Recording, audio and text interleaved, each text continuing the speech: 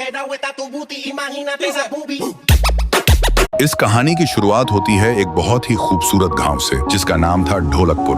ऊंचे ऊंचे पेड़, हरे भरे पौधे और एक शांत वातावरण। उसी गांव में रहते थे 3 जिगरी दोस्त, राय स्टार, ज्ञान भाई और अज्जू भाई। लेकिन उस हरियाली को किसी की नजर लग चुकी थी। एक लालची इंसान था, पुष्पा। वो दिन रात जंगल के पेड़ों को काटता और उन्हें बेचकर खूब पैसा कमाता। धीरे धीरे पुष्पा बहुत अमीर बन गया, लेकिन साथ ही साथ पूरा जंगल भी खत्म हो गया। ढोलकपुर का हरा भरा जंगल अब एक सूनी बंजर जमीन में बदल चुका था। एक रात आसमान से अचानक एक सफेद रंग का विशाल पेड़ जमीन पर उतरा, मानो भगवान ने खुद भेजा हो। तभी एक रहस्यमयी आवाज गूंजी, tung tung tung tung सहूर। और वो पेड़ एक इंसान में बदल गया। लेकिन वो आम इंसान नहीं था, उसका शरीर लकड़ी जैसा था। उसने एक मंत्र बोला और देखते ही देखते बंजर धरती पर फिर से हरियाली लौट आई। पूरा जंगल रातों रात फिर से जिंदा हो गया। सुबह गांव वालों की नींद खुली तो देखा चारों तरफ हरियाली थी। हर कोई खुश था, लेकिन पुष्पा की लालच अब भी खत्म नहीं हुई थी। जब पुष्पा को खबर मिली कि जंगल फिर से लौट आया है, उसने अपने पूरे गैंग को इकट्ठा किया और कहा,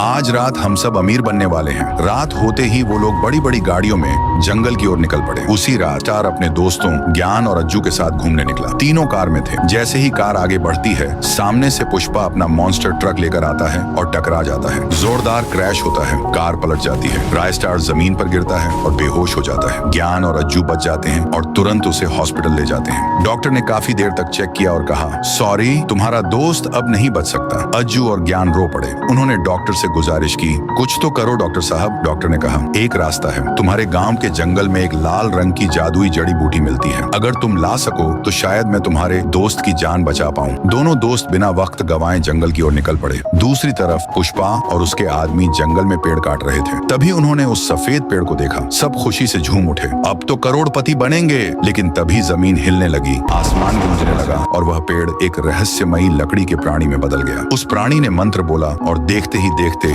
पुष्पा और उसके सारे आदमी पेड़ों में बदल गए। उसी वक्त अज्जू और ज्ञान जड़ी बूटियां ढूंढ रहे थे और उन्होंने ये सब अपनी आंखों से देखा। ज्ञान बोला, जल्दी भागो, ये हमें भी नहीं छोड़ेगा। जैसे ही दोनों पीछे मुड़े, वहां वो लकड़ी का भयानक प्राणी खड़ा था। ज्ञान समझ गया कि अब कोई बचने वाला नहीं। उसने आजू से कहा, तू भाग, मैं इसे रोकता हूँ। ज्ञान उस पर टूट पड़ा, लेकिन वो प्राणी उस पर भी जादू कर देता है और ज्ञान भी एक पेड़ में बदल जाता है। आजू जैसे तैसे भागकर अस्पताल पहुंचा और डॉक्टर को जड़ी बूटी दे दी। डॉक्टर तुरंत राय स्टार का ऑपरेशन शुरू करता है और सुबह तक राय स्टार ठीक हो जाता है। जैसे ही राय स्टार होश में आता है, वो देखता है आजू अकेला बैठा है। वो पूछता है, ज्ञान भाई कहाँ है? आजू रोते हुए सारी बात बता देता है। राय स्टार कहता है, जिस दोस्त ने मेरी जान बचाने के लिए अपनी जान